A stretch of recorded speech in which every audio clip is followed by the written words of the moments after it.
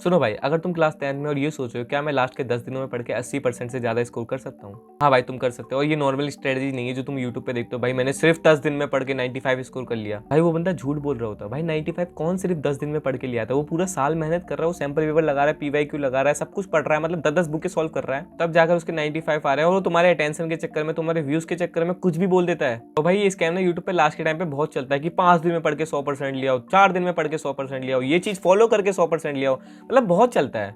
और भाई रियलिटी ये है कि तुम्हारे अगर 40% आते तुम 95 नहीं ला पाओगे लास्ट के टाइम पे। कोई डिमोटिवेशन नहीं कर रहा हूँ, तुम्हें रियलिटी बता रहा हूँ। और लास्ट के टाइम पे बहुत सारी कैटेगरी में बच्चे बैठे रहते हैं, कुछ लोगों को 50% से 80 लाने, कुछ लोगों को 80 से 95 लाने, तो भाई पॉसिबल है। और भाई ट्रस्ट में तुम्हारे अगर 40 से 50% आ रहे हैं, तुम्हारे 80% आराम से आ सकते हैं, क्योंकि भाई मैंने भी स्कोर किया 80%। सो इस वीडियो में सब्जेक्ट वाइज स्ट्रेटजी भी कवर करूंगा, तो इस वीडियो को एंड तक देख लेना। बाकी वीडियो को लाइक टारगेट 500 लाइक्स का वो कंप्लीट कर देना। और भाई सब्सक्राइब भी कर देना, तुम लोग सब्सक्राइब नहीं करते हो, इतनी मेहनत लगती है वीडियो बनाने में, तो सब्सक्राइब करो जाके अभी।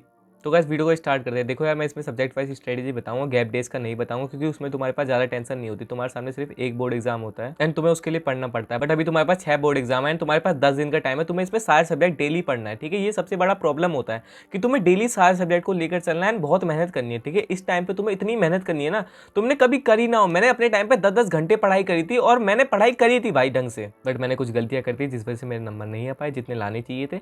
बट ठीक है यार, अब इतने नंबर आ गए तो ठीक है। तो भाई अब बात करते हैं मैथ की। देखो यार, तुम्हारा सबसे पहला पेपर मैथ का है एंड तुम्हें उसको ढंग से पढ़ना है। ठीक है, चाहे कुछ भी हो जाए तुम्हें आग लगा देनी है। ठीक है, 4 घंटे लग रहे हैं पढ़ने में, बट पढ़ो। भाई मेरी मैथ वीक थी बट मैंने उसको स्ट्रॉन्ग करा, तो मेरे 80 में से 67 नंबर आ गए, और ये मेरे लिए बहुत अच्छी बात है। मतलब जिसकी मैथ इतनी स्ट्रॉन्ग थी ना, उसका फेवरेट सब्जेक्ट बन गया था भाई ये। मतलब मुझे मैथ अच्छा लगता था, वो बात अलग है, मैंने मैथ ली नहीं क्योंकि मेरे को आगे इंटरेस्ट नहीं था इसमें। बट भाई तुम्हें ना मैथ को ढंग से पढ़ना है। ठीक है, मैं रात के 2-2 बजे तक पढ़ता था। अगर मैं दिन में नहीं पढ़ पा रहा ना, तो मैं रात को 3 बजे तक जग रहा हूँ। मैं मैराथन लेक्चर ले रहा हूँ, 14 डेज चैलेंज वाली वीडियोस देख रहा हूँ। ठीक है, मैं चीजों को समझ रहा हूँ। ऋतिक सर की 5 घंटे की वीडियो देख रहा हूँ, मेरे को फर्क नहीं पड़ता कितना टाइम लग रहा है, बस मुझे कॉन्सेप्ट समझ में आना चाहिए। अगर मेरे को ट्रिगोमेट्री समझ नहीं आ रही तो मैं उसको समझ कर रहूंगा। ठीक है, सरफेस एरिया वाला चैप्टर मुझे मुश्किल लगता था, बट मैंने उसको इतना अच्छे से पढ़ा ना कि मुझे वो आसान लगने लग गया। तुम्हें बस चीजों को ढंग से पढ़ना है, अपने आप से चैलेंज ले लो यार, मैं कर लूंगा, मेरे को 100/100 लाने और तुम ले आओगे भाई। मैं भी ऐसा सोचता था, मोटिवेशन में रह करो भाई, मैथ आराम से कर लोगे, बस तुम ढंग से पढ़ाई करो मैथ के लिए। और यूट्यूब पे तुम किसी को भी फॉलो कर सकते हो। तुम्हें अगर दिन में टाइम नहीं मिला तुम रात को पढ़ो, बट तुम पढ़ लो यार। ठीक है, मैथ इजी होता है, बस तुम्हें एमसीक्यू का ध्यान रखना है क्योंकि बहुत टाइम ले जाते हैं। और तुम्हें अच्छे से, मतलब तुम्हें तरीके से लिखना है, गिवन टू प्रूफ सब कुछ तुम्हें टीचर बता देंगे, तुम्हें ढंग से लिखना है। प्रैक्टिस में भी ऐसे ही लिखना है। ठीक है, तुम प्रैक्टिस में नहीं लिखते गिवन टू प्रूफ, फिर एग्जाम में भी नहीं लिख पाओगे। तो तुम्हें अभी से सब कुछ यूनिट वगैरह का ध्यान रखना है कि CM MM मतलब मीटर वगैरह। तो तुम समझ गए मैं क्या बोल रहा हूँ, तुम्हें ऐसा करना है। ठीक है, मैथ को फोड़ दो भाई, तुम कर लोगे। ठीक है, तो अब बात करता हूँ साइंस की। देखो साइंस में तुम्हें क्या करना है, शॉर्ट नोट्स बनाने हैं। शॉर्ट नोट्स कैसे बनाने हैं मैंने तुम्हें बता रखा है। ठीक है, मतलब तुम्हें चीजों को ना कीवर्ड्स में लिखना है। ठीक है, जितना ज्यादा शॉर्ट कर सकते हो, जैसे मैंने अपनी वीडियो की स्क्रिप्ट में एक पेज में लिख देता हूँ, तुम्हें एक पेज में पूरे चैप्टर की समरी लिख दी है, फिर तुम्हें उसे बार बार रिवीजन करना है। इससे क्या होगा ना, तुम गैप डेज में जल्दी जल्दी रिवीजन कर पाओगे। जितना ज्यादा तुम रिवीजन करोगे उतना ज्यादा तुम्हें चीजें याद होगी, जितना ज्यादा तुम्हें चीजें याद होंगी उतना अच्छे से तुम पेपर में प्रेजेंट कर पाओगे, और जितना अच्छे से तुम प्रेजेंट कर पाओगे उतने अच्छे तुम्हारे मार्क्स आएंगे।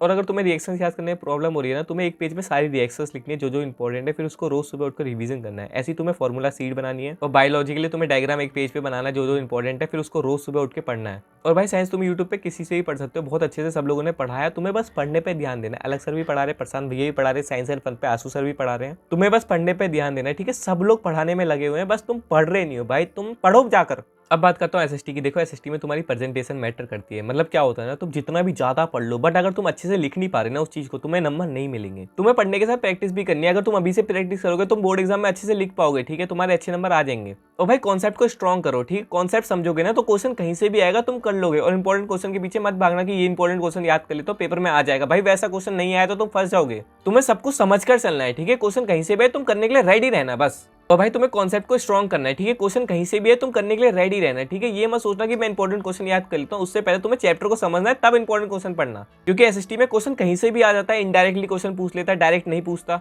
तो भाई मुझे पता है तुम कर लोगे। बाकी अब बात करता हूँ हिंदी इंग्लिश की। हिंदी इंग्लिश में क्या है ना, अभी से पढ़ो, लास्ट के टाइम पे नहीं हो पाता। जितना भी कर लो लास्ट के टाइम पे नहीं हो पाता भाई, तुम्हें अभी से पढ़ना है। अभी तुम्हारे पास टाइम मिला है। ठीक है, अभी से पढ़ो ढंग से। और अगर तुम अभी से पढ़ोगे तुम लास्ट के टाइम पे ये नहीं बोलोगे यार काश मैं पहले पढ़ लेता। अभी तुम्हारे पास टाइम है और हिंदी इंग्लिश को अभी से निपटा दो। मैंने इसके लिए वीडियो बनाई थी, तुम देख सकते हो, साइड में वीडियो आ रही होगी। अब बताता हूँ आईटी का। मेरे पास आईटी सब्जेक्ट था एडिशनल, और मेरे इसमें बहुत अच्छे नंबर आए थे। मतलब मैंने कुछ नहीं पढ़ा था, बस भाई जनरल नॉलेज में दिमाग में थोड़ा बहुत पता होना चाहिए कि डेटा क्या होता है और वो जो होता है आईटी में। ठीक है, मेरे को याद नहीं है, मतलब जो भी होता है ना भाई, तुम्हें बस कॉन्सेप्ट पता होना चाहिए कि ऐसा ऐसा होता है, बस तुम कर लोगे आराम से। और आईटी बहुत इजी है, तुम्हें बस थोड़ा बहुत यूट्यूब पे देखना है, रीडर्स वेन्यू करके चैनल है, वहां से देख सकते हो, प्लेटिनम क्लासेस से भी देख सकते हो, ठीक है। आईटी तुम आराम से पढ़ सकते हो, यूट्यूब पे पढ़ाने वाले हैं, बस तुम्हें समझना है चीज़ों को। बाकी अब बात करते हो रियलिटी चेक की। रियलिटी चेक ये कि फोड़ दो भाई, ठीक है। बोर्ड एग्जाम तुम्हारे सामने है, एक पेज पे लिखो बोर्ड एग्जाम, फाड़ दो। सीरियसली बोल रहा हूँ, अब यही मोटिवेशन है भाई, अपने आप को मोटिवेट रखो, ठीक है। तुम सोचते हो भैया दोस्त के नंबर आ रहे हैं, मेरे नंबर नहीं आ रहे, अबे भाई तेरे नंबर आ जाएंगे, डीमोटिवेट नहीं होना। तुम सोचते हो भैया उसके नंबर आ रहे हैं, मेरे सैंपल पेपर में नंबर नहीं आ रहे, मेरा वो नहीं हो रहा, मेरा कॉन्सेप्ट समझ नहीं आ रहा, मैं डिमोटिवेट हो गया। अबे डिमोटिवेट नहीं होना, लास्ट के टाइम पे ऐसा होता है, तुम्हें लगता है तुम्हारे हाथ से सब कुछ छूट रहा है, तुम्हें चीजें समझ नहीं आ रही, तुम्हें सब कुछ लगता है डाउनफॉल हो रहा होता है भाई तुम्हारा लास्ट के टाइम पे, बट तुम्हें इसी टाइम पे अपनी वो दिखाना है, दम दिखानी तुम्हें, तुम पढ़ सकते हो, तुम्हें फोड़ना है इस टाइम पे, ठीक है। बोर्ड एग्जाम तुम्हारे सामने है और तुम फोड़ सकते हो अगर तुम पढ़ोगे तो। बाकी एक महीना तुम्हारे सामने है और एक महीने में फाड़ दो भाई, तो उसके बाद चिल करना है, जितना चिल करना है, डिस्ट्रैक्शन जितना इंस्टाग्राम चलाना है, टाइम पास करना है, तुम कर सकते हो। बट अभी तुम्हें एक महीने लॉक इन होना है, तुम्हें ढंग से पढ़ाई करनी है भाई, मतलब फोड़ देना, फुल मोटिवेशन में रहो। अगर बोर्ड एग्जाम में नंबर नहीं आए तो क्या हो गया, भाड़ में जाए बोर्ड एग्जाम के नंबर, यार मैटर नहीं करते बिल्कुल भी। मतलब मैं सच बताऊं ना, अभी मेरे से कोई परसेंटेज नहीं पूछता। एक बंदा बोला भाई तू सेटिस्फाई अपने नंबर से, हाँ भाई सेटिस्फाई हूं मैं, मेरे को कोई फर्क नहीं पड़ता मेरे 81% आए हैं, ठीक है, हो रहा भाई, लाइफ एकदम बढ़िया चल रही है। अब मेरे 12 की परसेंटेज आएगी, लोग वो पूछेंगे, उसके बाद अगर मैं जेई मेंस दे रहा होता तो मेरे उसके नंबर पूछ रहे होते। लोग पता क्या करते हैं, लोग कुछ नहीं करते भाई, जो तुम सोचते हो चार लोग क्या बोलेंगे, चार लोग कुछ नहीं बोलते, वो चुप रहते हैं भाई। तुम बस ओवर थिंक करते हो, बोर्ड एग्जाम में नंबर नहीं आए क्या होगा क्या होगा, कुछ नहीं होता भाई, लोग बढ़िया कर रहे हैं, ठीक है। बोर्ड एग्जाम में नंबर नहीं आते तो कोई बात नहीं ना, बोर्ड एग्जाम का इतना प्रेशर मत लो, ठीक है। नंबर वगैरह मैटर नहीं करते तुम्हारे लिए, ठीक है। अगर तुम ये सोचोगे मुझे मार्क्स लाने हैं, मुझे 95 लाने हैं, तो तुम्हारे नहीं आ पाएंगे, क्योंकि तुम्हारा प्रेशर होगा तुम्हारे पास कि भाई 95 नहीं है, वो हो जाएगा वो हो जाएगा। और बोर्ड एग्जाम में पैनिक नहीं करना, ठीक है, तुम्हें बोर्ड एग्जाम फाड़ना है तो तुम्हें अच्छे से पेपर देना है, पैनिक वगैरह मत करना। तुम्हें बस ये सोचना है कि जो होगा देखा जाएगा ब्रो, ऑल इज वेल चाचा, ऑल इज वेल, कुछ नहीं हुआ, ठीक है। तुम्हें ऑल इज वेल बोलना है भाई, जो होगा देखा जाएगा। अगर तुम जितना ज्यादा माइंड को ये सोचोगे ना, हाँ यार जो होगा देखा जाएगा, तो तुम ढंग से पढ़ाई करोगे, तुम्हें चीजें समझ भी ज्यादा आएंगी। ये मेरे साथ हुआ है, जब से मैं सोचता हूँ ना मेरे को नंबर नहीं लाने, छोड़ो ना, उसके बाद मेरे हाईएस्ट नंबर आ रहे हैं क्लास में, लिटरली 12th क्लास में। तुम्हें इतना नहीं सोचना मुझे वो करना है वो करना है, ठीक है, रिलैक्स रहना है।